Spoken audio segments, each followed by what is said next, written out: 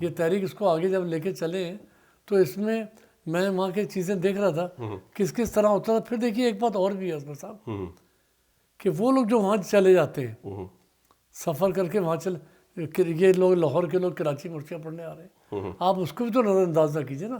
ایک تو لاہور میں لکھنے والے مرثیہ ہیں اور ایک وہ جو لاہور جا کے مرثیہ پڑھ رہے ہیں. نسیم ابروی صاحب نے جب فرنگ اقبال لکھنا شروع کیے تو ان کی جائے قیام ظفر شارد صاحب وحید الحسن ہاشمی کا گھر تھا رحمان پورہ لاہور میں. وہاں انہوں نے قیام کیا طویل, کیونکہ وہاں اظہار الحسن رضوی جو ظفر شارف کے بڑے بھائی ہیں یہ رہا کرتے تھے. اظہار سنز ایک بڑا مطلب اشاعت کا ادارہ ہے, اب ان کے بیٹے چلا رہے ہیں اس کو.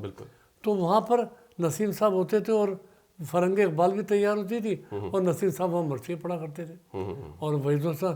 تو وہاں خود ایک مرثیہ فروغ علمانے میں ہوا کہ ایک بڑا آدمی وہاں پہنچ گیا. بہت لوگ جاتے تھے, مجھے بھی یاد ہے کہ مجھے شبیل الحسن وغیرہ نے بلایا تھا اور میں مرثیہ پڑھنے گیا تھا, جس میں سجاد باقر رضوی جو مرثیہ کے نقاد ہیں اور ڈاکٹر حسن رضوی انہوں نے بہت سے انٹرویو کیے. تو یہ سب لوگ وہاں موجود تھے مرثیہ میں, ظفر شارف تھے. تو مطلب ایک دوسرے کے یہاں آنا جانے سے بھی یہ ہوا کہ متاثر بھی ہوئے, اثرات بھی لیے. اور مختصر مرثیہ کی تحریک کراچی پہنچی, کراچی میں مرثیہ کے بارے میں جو طرز خیال ہے وہ لاہور پہنچا. تو یہ دو بڑے ادارے ہیں کراچی اور لاہور. اور لاہور میں شاعری کا بڑا, آپ دیکھیں نا کہ آپ محسن نقوی کو کہاں لے جائیں گے.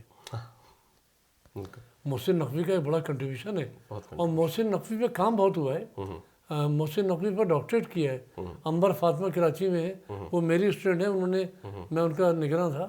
تو محسن نقوی پہ ڈاکٹریٹ ہوئے. محسن نقوی نے فروغ میں حصہ لیا, وہ سلام بھی پڑھتے تھے اور پھر ان میں ایک تبلیغی انداز تھا.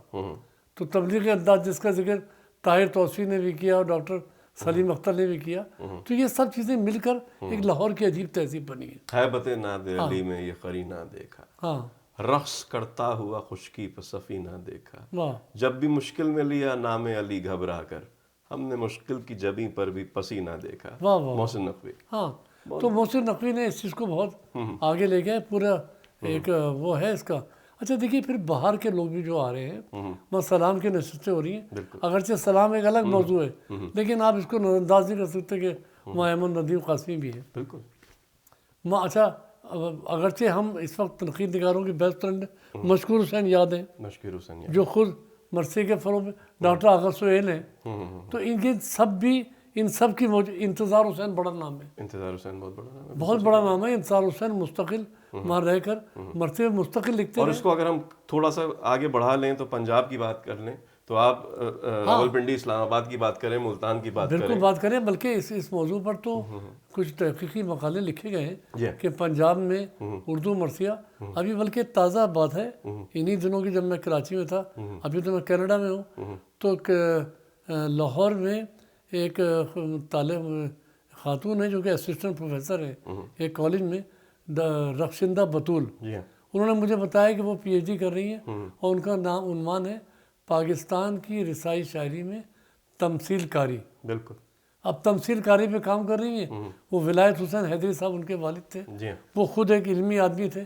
تو وہ اثرات تو پتہ چلا کہ لاہور میں دیکھیے ایک بہت بات, جب یہ آپ نے نام لیا تو ایک نام ہم رہے نہیں, وہ نام سب سے بڑا آگے نام ہے, وہ ہے ڈاکٹر صفدر حسین کا. ڈاکٹر صفدر حسین. اچھا پڑھت کی بات کریں تو وہ تنقید کی بات کریں تو وہ مرثیہ نگاری کی بات کریں. بلکہ دیکھیے ڈاکٹر صفدر حسین تو قیصر باروی سے پہلے ان کا نام لینا چاہیے کہ ڈاکٹر صفدر حسین نے دونوں سطح پہ کام کیا اور بہت کام کیا. ڈاکٹر صفدر حسین پر تو لکھنؤ کی تہذیبی میراث ان کا پی ایچ ڈی کا مقالہ ہے. اور میں سمجھتا ہوں کہ ڈاکٹر صفدر حسین کے بڑے بڑے عزائم تھے. بدقسمتی تھی کہ 1980 میں ان کا انتقال ہو گیا. انہوں نے مجھے لکھا تھا کہ میں ایک رسالہ نکالنا چاہتا ہوں, مرثیہ کے لیے بھی کام کرنا چاہتے تھے اور بہت ان میں جذبہ تھا.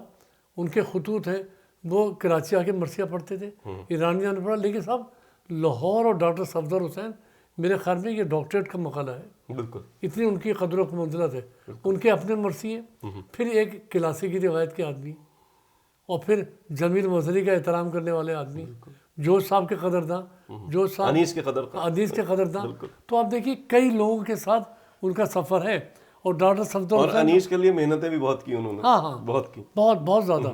اب دیکھیے نا آپ نے تذکرہ کر دیا ڈاکٹر صفدر حسین کو ہم کیسے نظر انداز کر دیں. بالکل. ڈاکٹر صفدر حسین نے میر انیس کی جو شیخ غلام علی کی جلدیں ہیں شائع کی ہوئی ان کو ڈاکٹر صفدر حسین نے کئی برس لگا کر ان میں اس کی تصحیح اور ترمیم اور اصلاح کا لفظ تو غلط ہے اس میں تصحیح بالکل وہ کیا ڈاکٹر تو صفدر. کتابت کی غلطیاں ہیں, بہت ساری چیزیں ہیں. وہ جلدیں ان کے انتقال کے بعد شاہدہ حسن زیدی صاحب کے پاس آ گئیں بالکل. جو کراچی میں افسوس خانی کے تھے اور مرثیہ نگار بھی تھے. ہاں اور ان کے عزیز قریب تھے ان کے صفدر حسین صاحب کی اہلیہ جمیلہ خاتون سے ان کی قرابت تھی.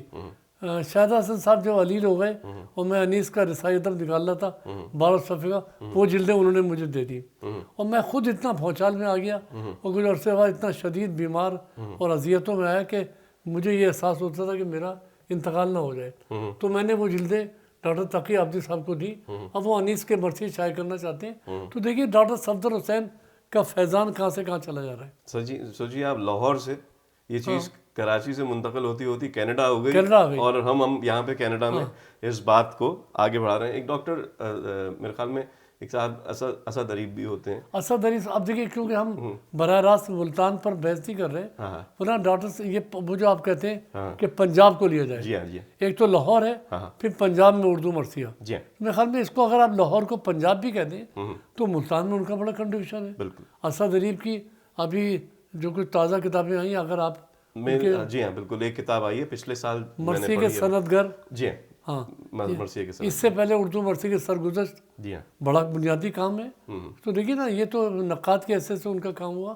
ملتان میں شاہد حسن زیدی جو کراچی میں افسوس خانی کے لیے آ گئے تھے انہوں نے ملتان میں مرثیہ کہا تھا جی اور ملتان میں اردو شاعری احسان تقویم ہے ان کی کتاب کا. ہاں احسان تقویم ملتان میں اردو شاعری بڑا کام ہے. آپ نے بہت اچھا یاد دلایا مجھے اور جگہ جگہ یہ چیزیں موجود ہیں.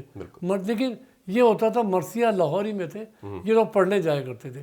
قیصر باروی پڑھنے جاتے تھے, وحید حسن ہاشمی ہمارے بڑے اچھے شاعر ظفر شارف مرحوم انہوں نے مرثیے کے لیے بڑا کام کیا. عسکری کاظمی تھے انہوں نے, سہیل بنارسی بزرگ تھے.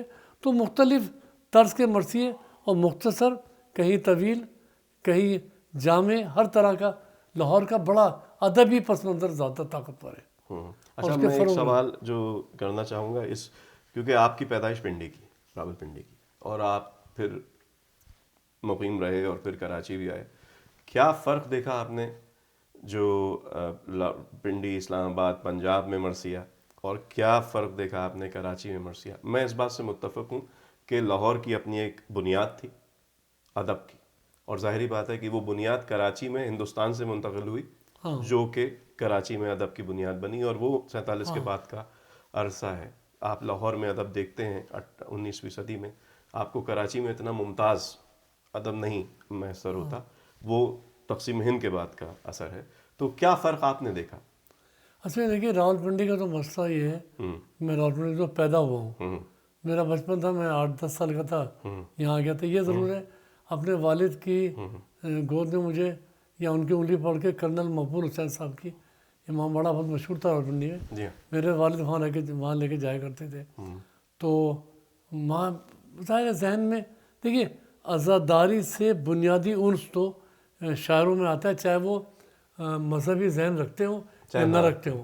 میں ایک نام لے رہا ہوں بلا تکلف, جوش ملیح آبادی. جوش صاحب نے یادوں کی برات میں پورا لکھا ہے کہ ان کے ملیح آباد میں کس طرح ماتم ہوتا تھا. لکھنؤ کی عزاداری ہے وہ آپ اگر شروع کے 10 صفحے پڑھ لیں یادوں کی برات کے تو لگتا ہے کہ سامنے ہو رہی. ہاں صحیح ہے. ہاں پھر چاند محرم کا نمودار ہوا ہے, سر پیٹو محبو, یہ جوش صاحب ذکر کر رہے ہیں. ہاں اور پھر جمیل مدری تھی جس نے لوریاں مجھے نام حسین کی کہ حسین کی لوریاں, تو وہ ہماری بنیادوں میں تھا. یعنی میرا مرثیے سے لگاؤ یا اگر آپ اس سے میرے بارے میں بات کرنا چاہیں گے تو میں اپنا پس منظر نہیں پوچھتا. ہمارے خاندان امروہا, بالکل رئیس امروی, جون ایلیا, سید متقی, صادقین نے مرثیہ لکھ دیا. بتائیے ربائی کی بہن. تو وہ پس منظر ہے. اتنی زیادہ مذہبی ذہن ہو نہ ہو, صوم و صلات کے اتنے پابند ہو نہ ہو, عزاداری اور مرثیے کے فروغ میں بڑا ہاتھ ہے اور بڑے نجم آفندی. تو مطلب آپ اب آپ دیکھ لیے آپ لاہور کی بات کر رہے ہیں, میرے علم میں یہ بات ہے, میں نے اس کے لیے دوڑ دھوپ بھی کی, اور بڑا بات اہم تجاری, فیض نے مرثیہ لاہور میں بیٹھ کے فائنل کیا, اور مجھے ایک وحید الحسن آشی نے بتایا تھا کہ فیض صاحب نے یہ مرثیہ پڑھا بھی, تو انہوں نے کہا ایک مجلس سنتے, میں نے کہا مجلس میں کیسے 12 بند پڑے جائیں گے, کہہ رہے فیض صاحب کا نام تھا تو بڑی اہم بات تھی. اور بلکہ وحید الحسن ہاشمی کا ایک خط میں نے شائع کیا اپنی کتاب میں, جس میں انہوں نے لکھا ہے کہ لوگوں نے فیض صاحب سے کہا فیض صاحب جوش صاحب, دیکھیے فیض ہو یا جوش ہو یہ روایتی مذہبی لوگ نہیں ہیں, اور ٹھیک ہے وہ ان کا اپنا کریڈٹ ہے, ان کا طرز فکر ہے, مذہب کی وجہ سے پہچانے نہیں جاتے. غالب اے دجلہ خون چشم ملائک سے رواؤ, غالب کی شناخت بھی وہ نہیں ہے, میر کے مرچیوں کی پوری کتاب ہے, میر کی شناخت نہیں ہے. تو فیض صاحب سے وحید الحسن ہاشمی یہ بات راقی میں, ان کا خط ہے میرے پاس جس کو میں نقل کیا ہے, کہ فیض صاحب سے لوگوں نے کہا کہ فیض صاحب جوش صاحب تو کمیونسٹ ہیں, اور جوش صاحب مرثیہ لکھتے ہیں تو آپ کیوں نہ لکھیں. تو انہوں نے کہا ارے بھائی ہم سے تو وہاں پہ لاہور میں بہت کہا گیا, بلکہ ایک انٹرویو جو جنگ فورم میں چھپا ہے جس میں حسن رضوی صاحب اور اشفاق احمد یہ لوگوں نے جوش صاحب سے کہا, جوش صاحب وہ فیض صاحب سے کہا فیض صاحب مرثیہ یوں نہیں ہو جاتا, ضرور کوئی تحریک تھی, تو آپ کربلا کی تحریک کو کیسے مائنس کر سکتے ہیں. آپ فلسطین میں رہتے ہیں, کہا ہاں بھائی کربلا تھی تو رات آئی ہے شبیر پہ یلغارے بلائے, تو انہوں نے پڑھا وہاں پر. اب فیض صاحب جیسا پڑھتے تھے, جیسا وہ بولتے تھے بات کرتے تھے, ویسا انہوں نے مرثیہ پڑھ دیا.